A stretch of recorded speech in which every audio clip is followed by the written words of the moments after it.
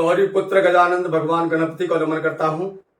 प्रज्ञा प्रदायिनी माँ सरस्वती को नमन करते हुए आप समस्त लोगों की पावन उपस्थिति को नमन करता हूँ और मंच पर विराजमान महान कवियों को नमन करते हुए आज की मेरी एक काव्य यात्रा शुरू कर रहा हूँ। एक बार जोरदार तालियां बजा करके इन सब कवियों का सम्मान कीजिए और हौसला दीजिए, क्योंकि जो लोग जमाने से अपने जख्मों को छिपाया करते हैं, जो लोग जमाने से अपने जख्मों को छिपाया करते हैं, वही लोग दुनिया को हंसाया करते हैं।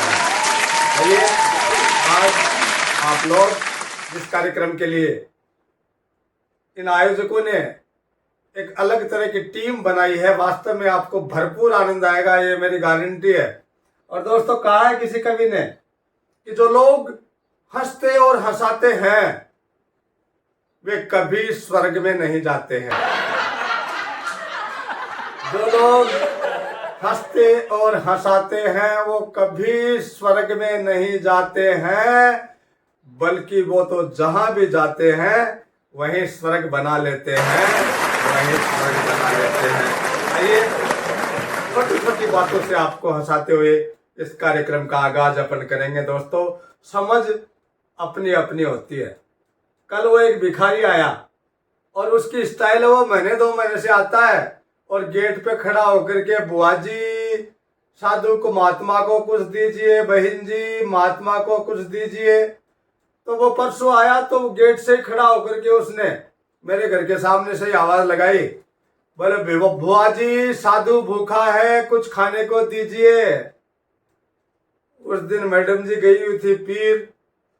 मैंने कहा भैया, बुआ जी तो पीर चली गई, तेरा फूफा ही भूखा बैठा है, कोई अगला घर टोले।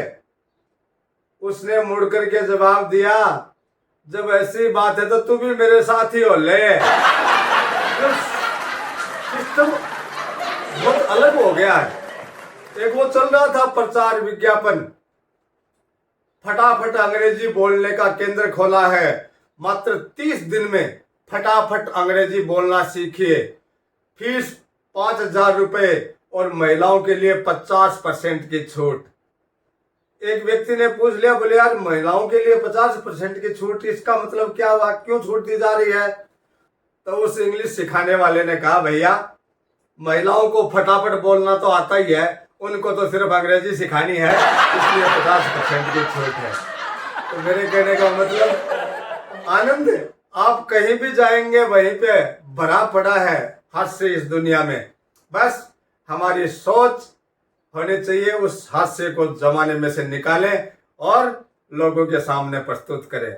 बहुत सुंदर आपने कार्यक्रम सुनवाया, एक बार जोरदार तालियां इन आयोजकों के लिए भी बजा दें। वास्तव में इस तरह के कार्यक्रम समाज को नई दिशा देते हैं, नया एक ऊर्जा और उत्साह आता है।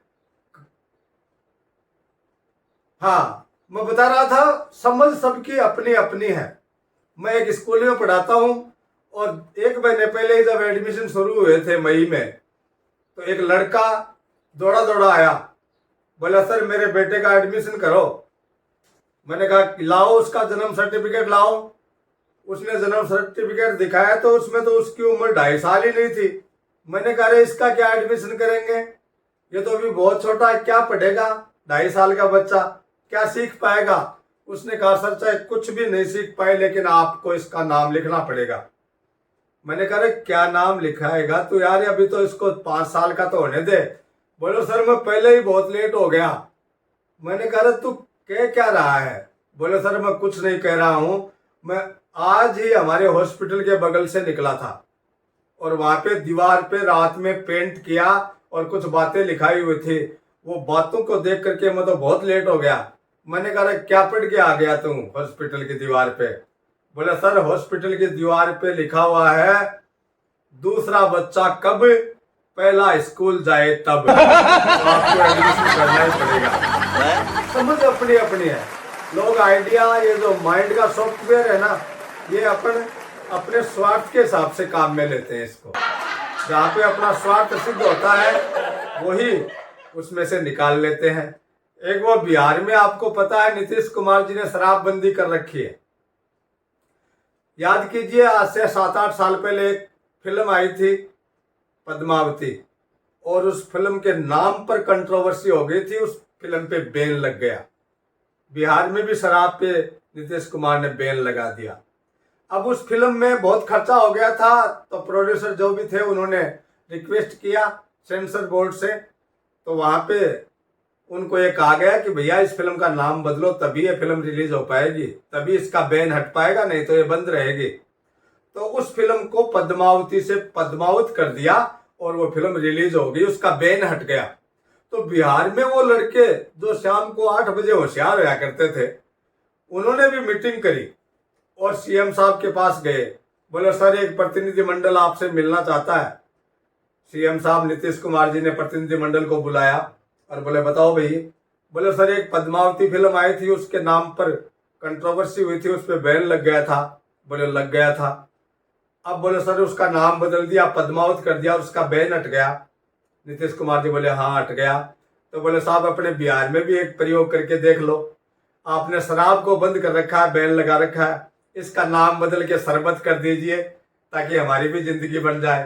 तो समझ अपनी अपनी है, लेकिन हमें इस जमाने के अंदर जो आया है वो जाएगा जरूर, लेकिन हंसते हंसते जिंदगी बिताने वाले लोग अमर हो जाया करते हैं।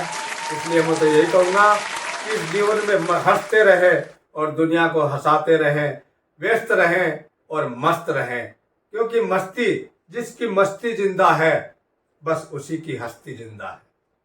जिसकी मस्ती जिंदा है बस उसी की हस्ती जिंदा है। जिसकी मस्ती मर गई वो तो जबरदस्ती जिंदा है। अभी कई चले बैठे हैं जिनके मुंह पे अभी तक हंसी नहीं आई है, मेरे को तो नजर आ रहे हैं। दोस्तों, हंसना भगवान की सबसे बड़ी भक्ति कहा जाता है। जो व्यक्ति दिन में 2-4 बार हंस लेता है, ये समझो उसने बहुत बड़ी भक्ति ईश्वर की कर ली। इसलिए हंसते रहें, हंसाते रहें और इस जीवन रूपी गुलदस्ते को सजाते रहें। बहुत बहुत धन्यवाद। आपका ऐसा साथी कवि पवन पारस निरंतर आपके लिए शानदार वीडियो प्रेषित करता रहेगा। बस निवेदन आपसे यह है कि इस चैनल में जितने भी वीडियो आए, आपको पसंद आए तो उनको लाइक और शेयर करते हुए आगे से आगे बढ़ाते रहें और इस चैनल को ग्रो करने में अपना योगदान देते रहें। नमस्कार, बहुत बहुत धन्यवाद।